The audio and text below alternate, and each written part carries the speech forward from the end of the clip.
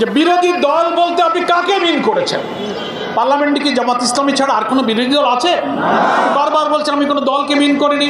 যে আমি যদি কোনো মবের শিকার হই তাহলে জামাত শিবিরকেই দায়ী থাকতে হবে।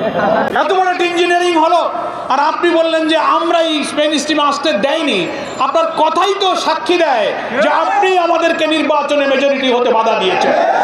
অর্থ হলো যে এখানে আসবার আগে যখন আপনি অন্তর্বর্তীকালীন সরকারের উপদেষ্টা হিসেবে দায়িত্ব পালন করছিলেন, আজকে যারা সরকার গঠন করেছেন ওই দলের যথেষ্ট উপকার আপনি ওই সময়ও করেছেন।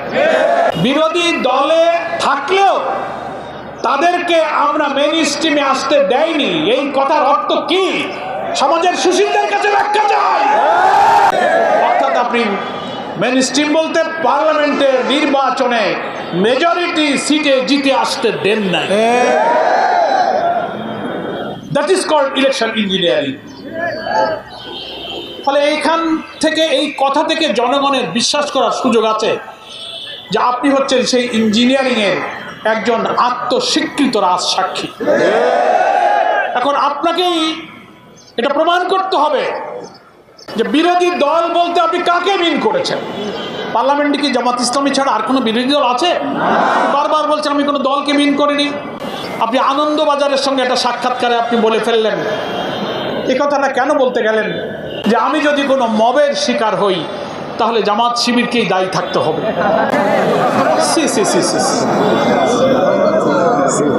আপনি হয়তো কেন আপনি জামাত শিবিরকে দায়ী থাকতে হবে এই কথাটাকে আমি মনে করি একটা উস্কানিমূলক কথা। আপনার এই উস্কানিমূলক কথা বলার তো কোনো প্রয়োজন ছিল না। জামাত ইসলামী তো কোনো মবকে বিশ্বাস করে না। জামাত ইসলামী কোনো মবের রাজনীতি করে না। জামাত ইসলামী নিয়মতান্ত্রিক, গঠনতান্ত্রিক, ওয়েল ডিসিপ্লিন, ওয়েল অর্গানাইজড একটা সংগঠন। আমাদের শত্রুরাও বলে জামাত ইসলামীর শৃঙ্খলা, আনুগত্য, নিয়মতান্ত্রিকতা, তারা এটার প্রশংসা করে। আপনিও একজন সাবেক উপদেষ্টা হিসাবে জামাত ইসলামী নেতৃবৃন্দের আচরণ, কর্মসূচির সঙ্গে আপনি পরিচিত। আপনি কেন হয়তো কোনো কিছুই তো ঘটেনি, সিম্পল আমরা আপনার এই বক্তব্যের একটা জুডিশিয়াল ইনকোয়ারি দাবি করেছি, তা আমরা তো দাবি করতেই পারি। স্টাইল হোক রুচিশীল, পরিচয় হোক রাজকীয়, e commerce platform palace of classy, যেখানে ফ্যাশন মেলে আত্মবিশ্বাসে। শীতের হুডি হোক বা গরমের আরাম, আমরা আছি আপনার পাশে। 100% অরিজিনাল প্রোডাক্ট, দেশের যে কোনো প্রান্তে ফ্রি হোম ডেলিভারি। অর্ডার করতে ইনবক্স করুন এখনই।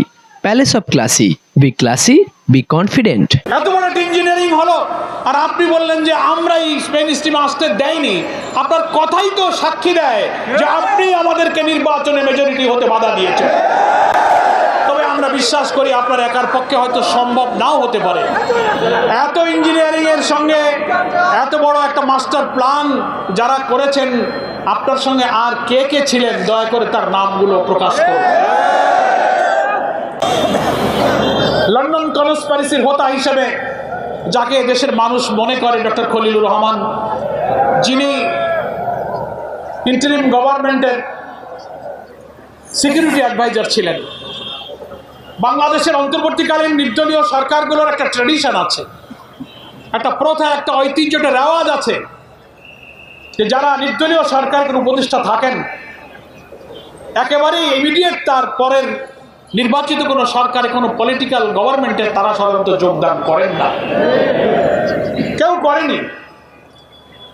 আর আপনার ভূমিকার ব্যাপারে আজকে ক্ষমতাসীন সরকারি দল নির্বাচনের আগে বিএনপির অনেক সিনিয়র নেতারা আপনার বিরুদ্ধে অনেক বক্তব্য রেখেছে। আপনার ষড়যন্ত্র, নির্বাচনকে নিরপেক্ষ না করা, দেশের বিরুদ্ধে নানান ষড়যন্ত্রের ব্যাপারে বিএনপির অনেক সিনিয়র নেতারা যারা আজকে মন্ত্রিসভায় আছেন, সেই ভিডিও অডিও এখন অনলাইনে ভাইরাল আছে। তারা আপনার ব্যাপারে বক্তব্য রেখেছেন, আপনাকে অন্তর্বর্তীকালীন সরকারের উপদেষ্টা থেকে অব্যাহতির জন্য দাবি করেছেন।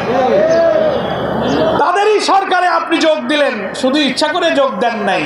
নিশ্চয়ই সরকারের যারা আছেন, ডিপ স্টেটে যারা ছিলেন, those who are policy maker, যারা পলিসি মেকিং করেন, তারাই পছন্দ করে আপনাকে পিক আপ করে আপনাকে আবার ক্যাবিনেটে নিয়ে আসছে। অর্থ হলো যে এখানে আসবার আগে যখন আপনি অন্তর্বর্তীকালীন সরকারের উপদেষ্টা হিসেবে দায়িত্ব পালন করছিলেন, আজকে যারা সরকার গঠন করেছেন ওই দলের যথেষ্ট উপকার আপনি ওই সময়ও করেছেন। খেদমত, আপনার উপকার, নির্বাচনে বিজয়ী করা, সরকারে আনার ব্যাপারে আপনার সার্ভিসে তারা এত সন্তুষ্ট হয়েছে যে আপনার সমস্ত রাগকে ভুলে এটা একটা উপহার আপনি পেয়েছেন। তো এটা তো জাতি বুঝতে পারে যে ইঞ্জিনিয়ারিং এর সাথে আপনি একটি গুরুত্বপূর্ণ দায়িত্ব পালন করেছেন। আরো আছে, আস্তে আস্তে বলে ঠাকুর ঘরে কে রে, আমি কলা খাইনি। তো অনেক সময় ঠাকুর ঘরের লোকেরা এরকম হঠাৎ কেউ কেউ বলে উঠবে, না আমি কলা খাইনি। তো অন্তত দুজন তো পাওয়া গেল। আর যদি আপনাদের সহযোগী কেউ থাকে তাদের নামটা প্রকাশ করুন। আমরা বর্তমান সরকারের দৃষ্টিতে আনতে চাই, এই বক্তব্যটাকে পরীক্ষা করা হোক। রাজনৈতিক বিশ্লেষক যারা চিন্তাশীল, যারা সিভিল সোসাইটি আছেন, এখন নীরব কেন? আপনি এই কথার ব্যাখ্যা দেন।